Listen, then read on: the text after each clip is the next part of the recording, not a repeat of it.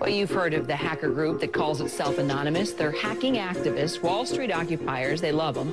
Corporate security hates them, and the FBI is tracking them down. Breaking news. And now, some news from Anonymous.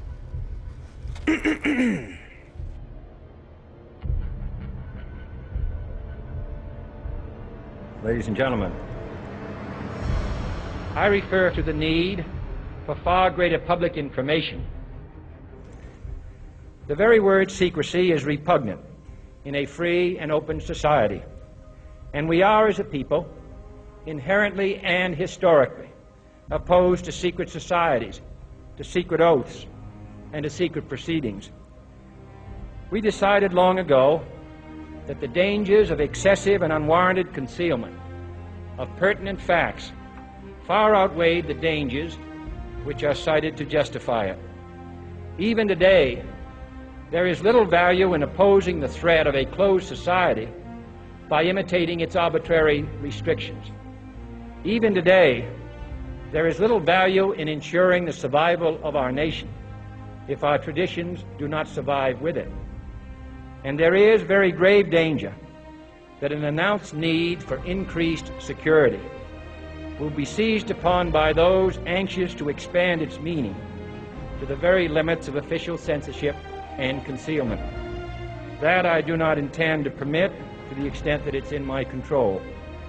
And no official of my administration, whether his rank is high or low, civilian or military, should interpret my words here tonight as an excuse to censor the news, to stifle dissent, to cover up our mistakes, or to withhold from the press and the public the facts they deserve to know.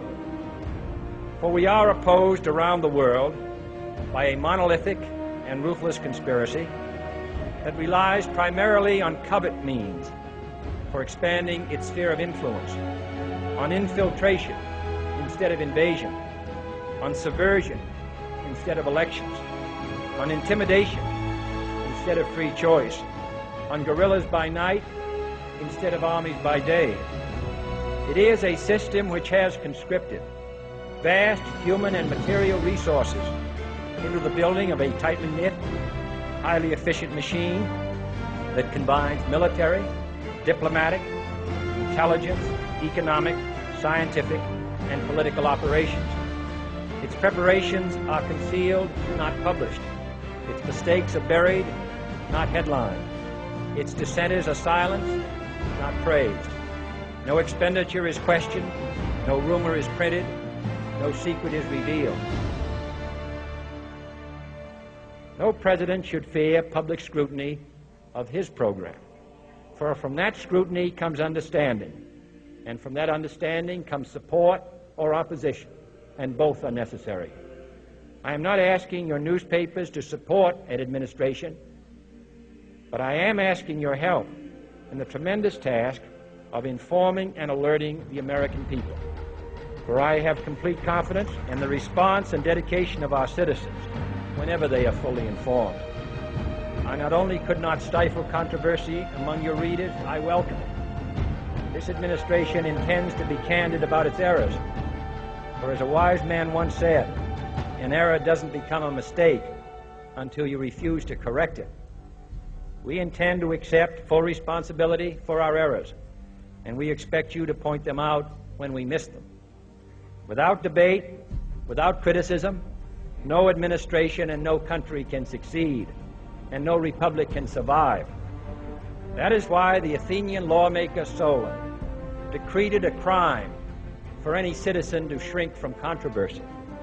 And that is why our press was protected by the First Amendment, the only business in America specifically protected by the Constitution, not primarily to amuse and entertain, not to emphasize the trivial and the sentimental, not to simply give the public what it wants, but to inform, to arouse, to reflect, to state our dangers and our opportunities, to indicate our crises and our choices, to lead, mold, educate, and sometimes even anger public opinion.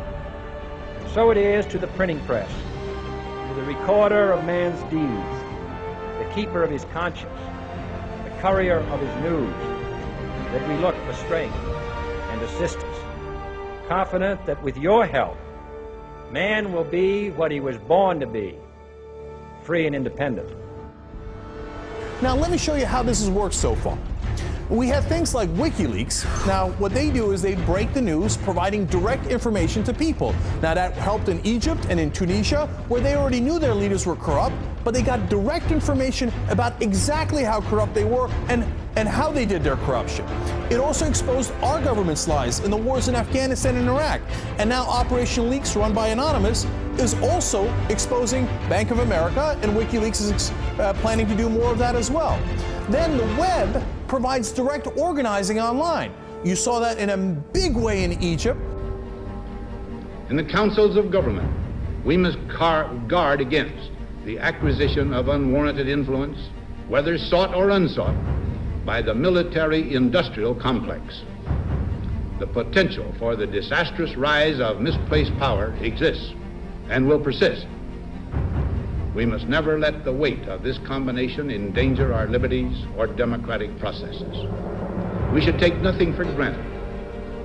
Only an alert and knowledgeable citizenry can compel the proper meshing of the huge industrial and military machinery of defense with our peaceful methods and goals, so that security and liberty may prosper together.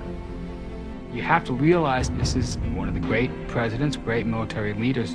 On his way out the door, at the end of his second term, he says, by the way, watch out for the military-industrial complex. People know that he invented the phrase military-industrial complex, but very rarely do you see the whole thing and realize how utterly strident his warning was. I think it's one of the most profound statements ever made by an American president. The White House reaction was, get out of here, get. My name is Mike Prysner. I was assigned to the 10th Mountain Division, and in March of 2003, I was attached to the 173rd Airborne Brigade and deployed to northern Iraq. And the ruling class, the billionaires who profit from human suffering, care only about expanding their wealth, controlling the world economy, understand that their power lies only in their ability to convince us that war, oppression, and exploitation is in our interest. To wake up and realize that our real enemies are not in some distant land. They're not people whose names we don't know and cultures we don't understand. The enemy is people we know very well and people we can identify. The enemy is a system that wages war when it's profitable. The enemy is the CEOs who lay us off from our jobs when it's profitable. It's the insurance companies who deny us health care when it's profitable. It's the banks who take away our homes when it's profitable. Our enemy is not 5,000 miles away. They are right here at home. If we organize and fight with our sisters and brothers, we can stop this war, we can stop this government, and we can create a better world. We Are the World was a project we did to help feed people around the globe who are starving and at risk. As you know, it was a huge success. This time, the time has come for the sequel to We Are the World. To express our feelings, inspires hope, and lift those who need it most.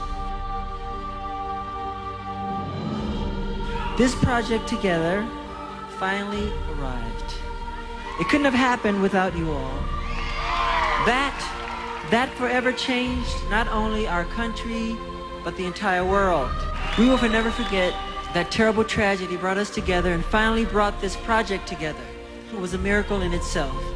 You know what that means? That means, uh-oh, SpaghettiOs, you could be in a lot of trouble. Now, people have figured out that you can hit the powerful where it counts in their pocketbooks.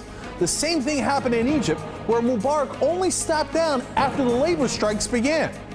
And then there's the national and international movement against the power establishment. The group Anonymous recently released this video warning the global banking systems. We are a decentralized, non-violent resistance movement which seeks to restore the rule of law and fight back against the organized criminal class. We are not affiliated with either wing of the two-party oligarchy. We seek an end to the corrupted two-party system by ending the campaign finance and lobbying racket. And you know what? It can get a lot worse for the bank. Now look, our own Justice Department doesn't take any action against these guys. It's been 3 years since the debacle in Wall Street that caused our economic collapse, And where's Washington? Where's Washington? They haven't done a damn thing. Then many weeks later, as things are really heating up, My brother, it don't matter if you're black or white. So you wanna be starting something, got to be starting something. Mama say, mama sa, mama kusa. Mama say, mama sa, mama kusa. Sing it to the world. Mama say, mama sa, mama kusa. Come together right now. We can change the world. Now tell me, can you feel it? Tell me, can you feel it? Can you feel it? Papa, can you see what's going down? Open up your mind. All the children of the West need love and share what you make it a better place. but look, in reality, and what's actually important is this is the new model of fighting back against the establishment and against corporate power. Don't wait for your knight in shining armor to show up from DC. The bad news is he ain't coming. The good news is it turns out you're the knight in shining armor. Get organized, get in the streets, get in the bank lobbies, get in their businesses, and fight back. That's my take, that's my opinion, and I think we're just getting started. Search YouTube and Google for these items to inform yourself next to the mainstream media.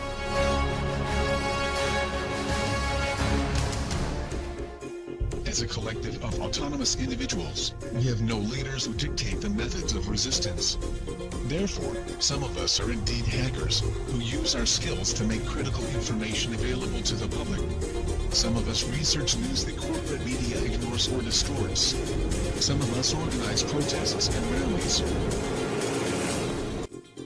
Being anonymous simply means that one shares the values and principles of freedom, the defense of it, and the pursuit for it. We are ordinary people concerned with the state of this world. We are your neighbors, your friends, your family. We are your mailmen, store clerks, business professionals, veterans, and military personnel. And united as this one idea we call anonymous, we desire a change. A change that is for once in the better interest of the people of this world. The people took matters into their own hands and stopped waiting for the National Democratic Cavalry that never, ever arrives. And you know what? They're still fighting. Anonymous is powerful enough that it's certainly struck fear into the hearts of some of the biggest technology companies, the biggest companies in the whole world. Last month, H.B. Gary boasted it would expose Anonymous. The response was swift.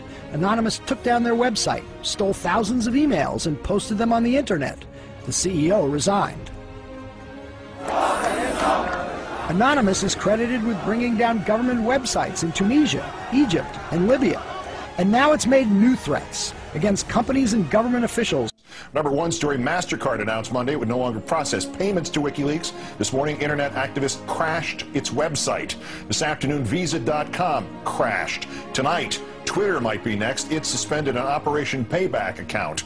The group calling itself Anonymous has been waging Operation Payback for a few months now. The group says it is dedicated to a, quote, anonymous, decentralized movement that fights against censorship and copy wrong.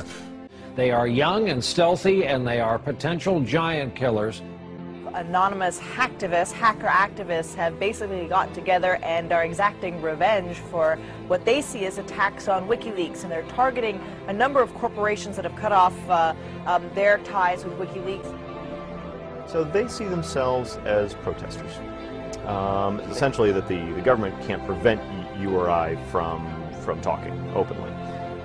They interpret it much more broadly.